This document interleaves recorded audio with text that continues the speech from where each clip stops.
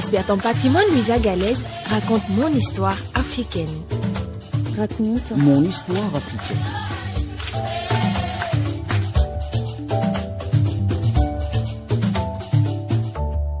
Chers amis d'Afrique et d'ailleurs, bonjour. L'apartheid, instauré en Afrique du Sud en 1948, était un système de ségrégation raciale qui privait la majorité des hommes et des femmes de couleur de leurs droits politiques, économiques et sociaux. Le Congrès national africain, parti politique sud-africain d'opposition, qui existe tout de même depuis 1912, va organiser une résistance interne qui évoluera pour parvenir à un changement radical.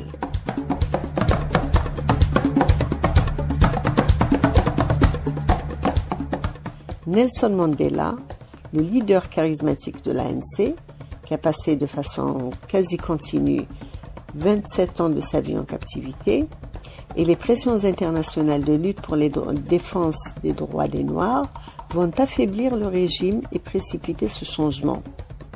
Malgré l'emprisonnement, Mandela mène un combat soutenu contre la domination coloniale et l'apartheid. Il est le symbole de lutte pacifique et de résilience de l'Afrique du Sud, refusant tout compromis injuste. Sa détermination va inspirer la nation vers la liberté et la réconciliation.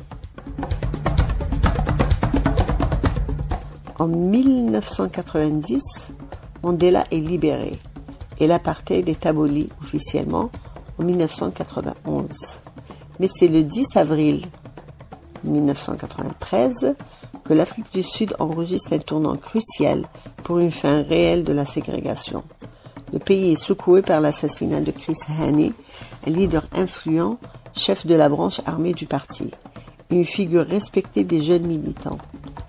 Cette exécution par un extrémiste blanc, Janis Walus, aurait pu déclencher une guerre civile, mais Nelson Mandela intervient immédiatement et appelle au calme, affirmant que la seule réponse doit être la démocratie et non la violence.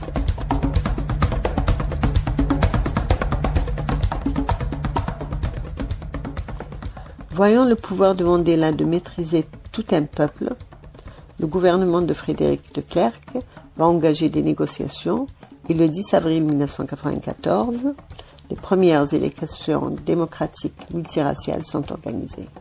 Ces élections multiraciales ont permis à tous les citoyens sud-africains, indépendamment de leur race, de voter pour la première fois, aboutissant à l'élection de Nelson Mandela en tant que président, marquant ainsi la fin officielle de l'apartheid et le début de la réconciliation. Début d'une ère nouvelle de démocratie et d'égalité en Afrique du Sud. Chers amis, prenez soin de vous et de votre histoire.